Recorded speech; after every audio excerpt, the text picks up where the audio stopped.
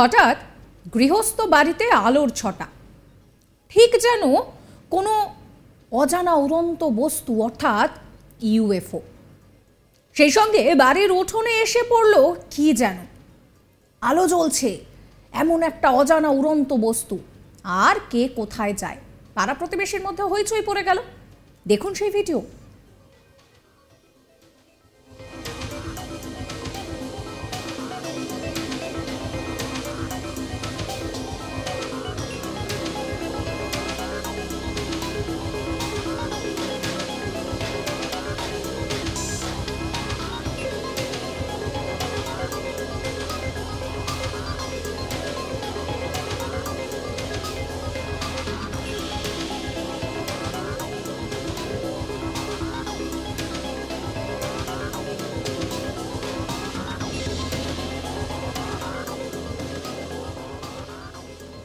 খুব স্বাভাবিক, এইরকম একটা জিনিস দেখে সে সময় বাড়ির লোকজনের তো তথস্থ অবস্থা।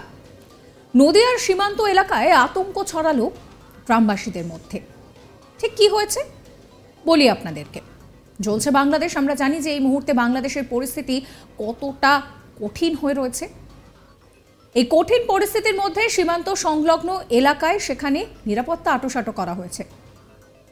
ভারত বাংলাদেশ সীমান্তবর্তী এলাকায় জোরদার করা হয়েছে নিরাপত্তা, কিন্তু তার মধ্যে হঠাৎ করে আতঙ্কের পরিবেশ তৈরি হলো। তার উপর আবার সামনেই 15ই আগস্ট।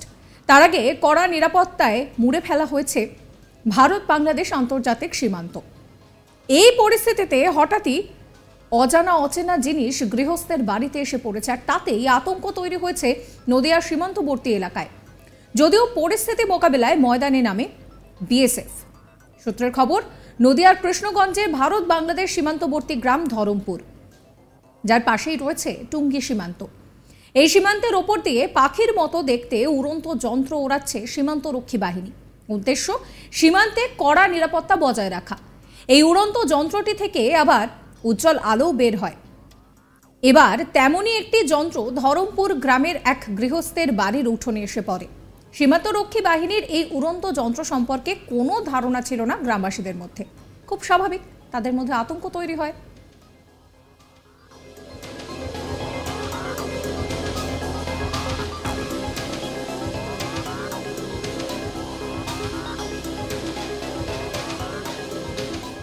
আপনাদেরকে শোনাবো স্থানীয় বাসিন্দা কবিতা বিশ্বাস কি বলছেন।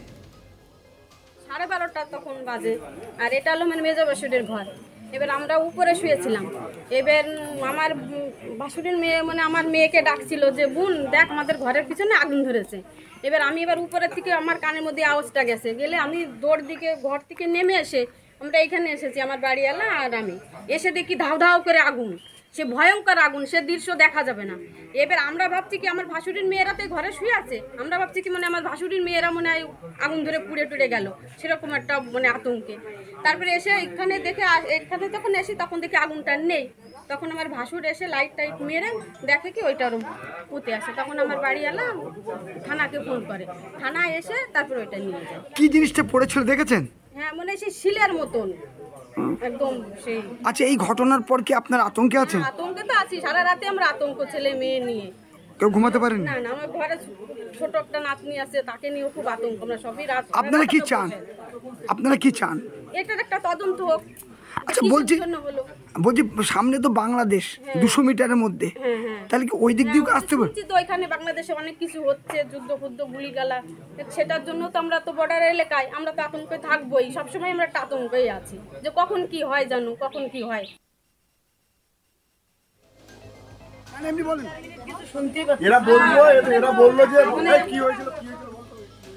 স্থানীয় বাসিন্দা তনুশ্রী মণ্ডল তিনি বলছেন যে তিনি ঘুমোচ্ছিলেন এবং দেখেন যে ঘরের পাশে আগুনের মতন কিছু একটা এসে পড়েছে, ঠিক যেরকম বোম ব্লাস্ট হলে আওয়াজ হয় সেই রকমই। তারপরে থানায় তিনি ফোন করেন। কি বলছেন তিনি শোনাবো। আমি রাত্রিবেলা ঘরে ঘুমোচ্ছিলাম, তখন 11:30 12টা 12:30 মতন বাজে। হট করে দেখি মানে পুরো আগুন, মানে সারা ঘরের সাইড দিয়ে পুরো আগুন জ্বলছে, আর গা হাত পা পুড়ে যাচ্ছে আমার। দিয়ে তোমার আমি তখন আমার বোনকে ডাক দিই যে ওট, আমাদের ঘরে দেখ আগুন ধরে গেছে, কেমন হচ্ছে তোমার আওয়াজ হচ্ছে। আর মানে সিলিন্ডার থেকে যেমন আগুন বেরোলে আওয়াজ, পুরো শো শো করে আওয়াজ হচ্ছে, আর আমার ঘরের ভিতরে পুরো আগুন। তারপরে আমি মানে মেয়ে নিয়ে উঠে দৌড় মারি ঘর থেকে। আমার বোনকে ডাক দিই যে ওর তাড়াতাড়ি বেরো, দেখ ঘরের পাশে কি জন্য আগুন ধরে গেছে। এসে দেখে যে পুরো মানে বোম যেমন বাস্ট হলে যেমন মানে আগুন পুরো উঠে যায় সেরকম উঠে যাচ্ছে আগুন। আর সাইডে মানে 1 মিনিট মনে হচ্ছে কানে কিছু শুনতে পারলাম না, আর আমি চোখে কিছু দেখতে পাচ্ছি না। দৌড় মেরে গিয়ে আমার কাকা জ্যাঠাদের ডাক দিই। তারপরে আমার কাকা জ্যাঠা এসে এখানে লাইট মেরে দেখে যে ওরকম কি একটা পড়েছে, পুরো মানে পুঁতে বাস্ট হয়ে পুরো মানে আগুন। বলছি যখন বাস্ট হয়েছিল জোরে আওয়াজ হয়েছিল? হ্যাঁ, খুব জোরে আওয়াজ হয়েছিল, খুব জোরে, মানে মানে শো করে উঠে পুরো আগুন পুরো ছিটে গেছিল। আচ্ছা, তারপর আপনারা কি করলেন? তারপরে আমরা থানাকে ফোন করেছিলাম, এই আমাদের এখানে যে আশেপাশে মানুষ ছিল তাদের সবাইকে ফোন করে পরে তারপর থানা এসে ওইখান থেকে নিয়ে যায়। ওটা জিনিসটা কেমন দেখতে ছিল? ওটা লম্বা ছিল, এরকম গোল মটরের মতো দেখতে জিনিসটা এরকম। আচ্ছা, আপনারা কি আতঙ্কে আছেন? হ্যাঁ, মানে রাত থেকে তো আমি তো মানে এখনো পা কাঁপছে আমার, আমি তো ঘুমাইনি, সারা রাত বসেছিলাম মেয়ে নিয়ে সারা। বলছি এখান থেকে বাংলাদেশ কতটা দূর? হ্যাঁ, এখান থেকে 200 মিটার আমাদের। বলছি পূর্ব দিক থেকে কি আসছে? পূর্ব দিকে তো বাংলা। রাতে তো শুয়েছিলাম, কোন দিক থেকে মানে পুঁতেছিল তো এইভাবে, মানে এইভাবে পুঁতেছিল, এইদিকেই পূর্ব দিক আমাদের। আর পূর্ব দিক থেকে এসছে। হ্যাঁ। আরেক স্থানীয় বাসিন্দা স্বপন কুমার সরকার কি বলছেন শোনাবো। 12টা তখন হঠাৎ করে পূর্ব দিক থেকে অর্থাৎ বাংলাদেশ দিক থেকে হঠাৎ করে একটা আগুনের গোলা আমাদের বাড়ির উপর দিয়ে পাশের বাড়িতে গিয়ে পড়ে।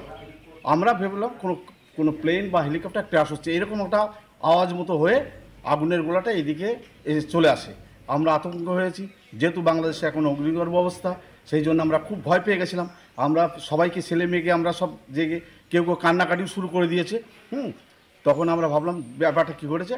পরবর্তী সকালবেলায় গিয়ে আমাদের পাশের বাড়িতে গিয়ে দেখলাম একটা গর্ত হয়েছে এবং সেখানে একটা বলবো সেই মানে একটা যে কোনো কিছু পড়েছে তার প্রমাণটা আমরা দেখলাম।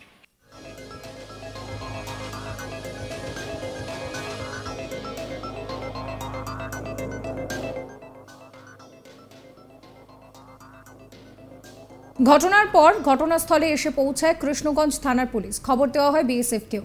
বিএসএফের তরফ থেকে বলা হয় যে এতে আতঙ্কের কিছু নেই। সামনেই 15ই আগস্ট, কোনো রকম জঙ্গি অনুপ্রবেশ যাতে না ঘটে তার জন্য বিএসএফ এক ধরনের বিশেষ লাইট ব্যবহার করেছে। রাতের অন্ধকারে কোনো অনুপ্রবেশকারী সীমান্তবর্তী এলাকা দিয়ে ঢোকার চেষ্টা করলে এই লাইটের উজ্জ্বল আলোর জন্য বিএসএফের কর্মীদের চোখে পড়বে। এই উড়ন্ত আলো গৃহস্থের বাড়ির উঠোনে কিভাবে এসে পড়ল তা নিয়েও কিন্তু বিএসএফের তরফ থেকে বোঝানো হয়েছে।